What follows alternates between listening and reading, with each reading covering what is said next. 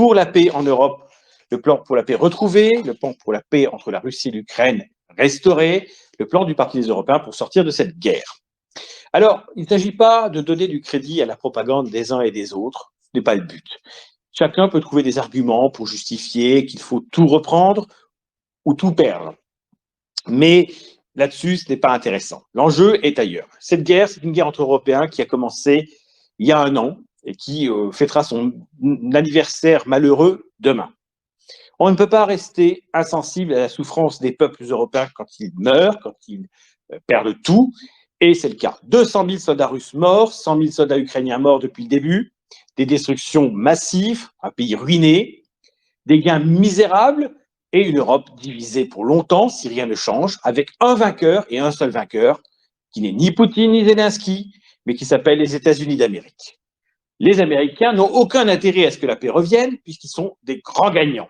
C'est pour ça que Joe Biden vient encourager Zelensky, puis les Polonais et les autres, car évidemment, il ne faut surtout pas que la paix revienne, imaginez.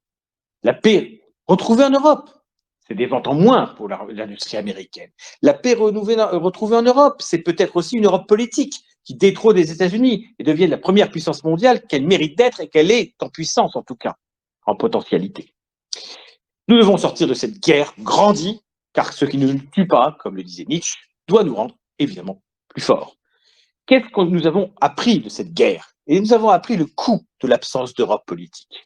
Il y a longtemps, je crois que je ne sais plus si c'était Schuman ou un autre, qui n'est pas des nôtres, mais qui avait raison, après 1945, il dit ceci, c'est un des mythes fondateurs de la construction européenne actuelle, nous n'avons pas fait l'Europe, alors nous avons eu la guerre. Eh bien, c'est la même chose. C'est parce que nous n'avons pas fait l'Europe, malgré l'existence de l'Union européenne actuelle, que nous avons cette guerre entre l'Ukraine et la Russie. Car il y a un acteur qui manque dans l'équation. Comme je l'ai dit, les Américains ne vont pas être l'acteur qui va ramener les Russes et les Ukrainiens à la table des négociations, puisqu'ils ne veulent surtout pas que la paix revienne et que la guerre s'arrête. Donc, les Américains sont désavoués pour ramener la paix. Quant à la situation actuelle, Poutine dit on garde tout, globalement, Zelensky dit on reprend tout.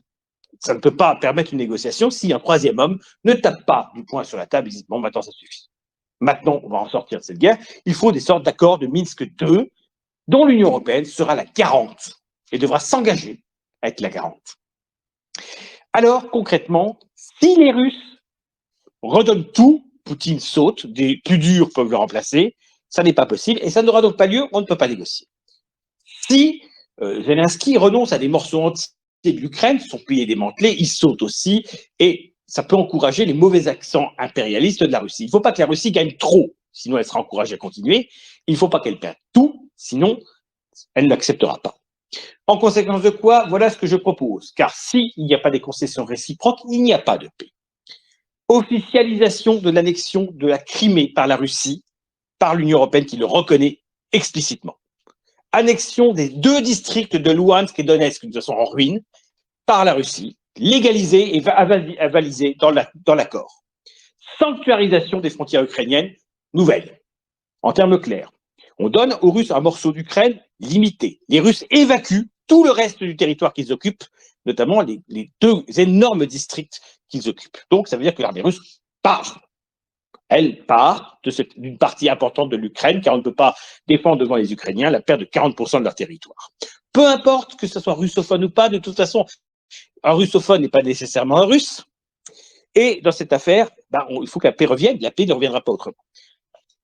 Ensuite, une fois qu'on a accepté ce découpage territorial, douloureux à accepter pour les Ukrainiens, mais assez douloureux à accepter pour les Russes, qui devraient renoncer à beaucoup de leurs conquêtes illégitimes, je le dis clairement, eh bien, l'Union européenne fera un pacte, un accord avec l'Ukraine, un accord de soutien militaire explicite, pas des armes qu'on donne comme ça. En termes clairs, les Russes prennent un petit morceau.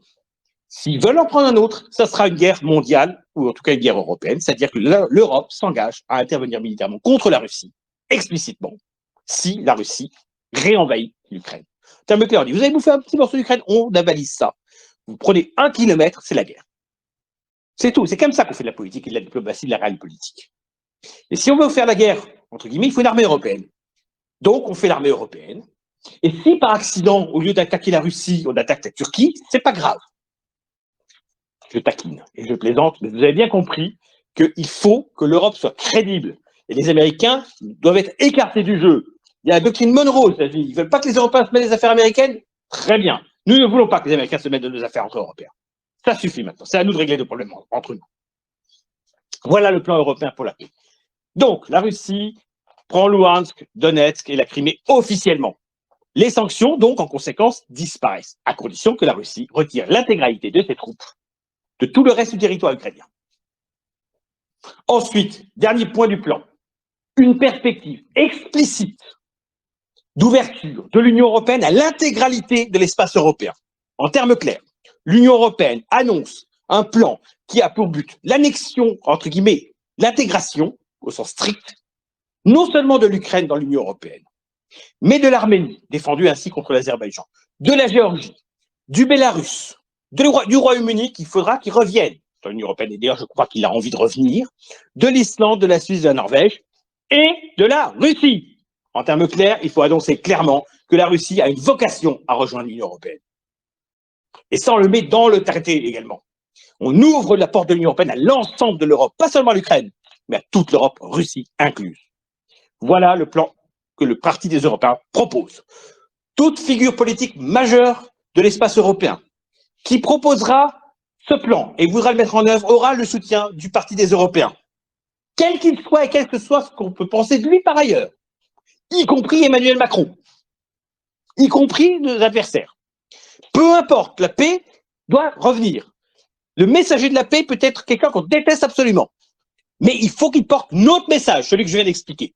C'est le seul message qui est possible pour ramener la paix, et c'est le seul qu'il faut donc défendre.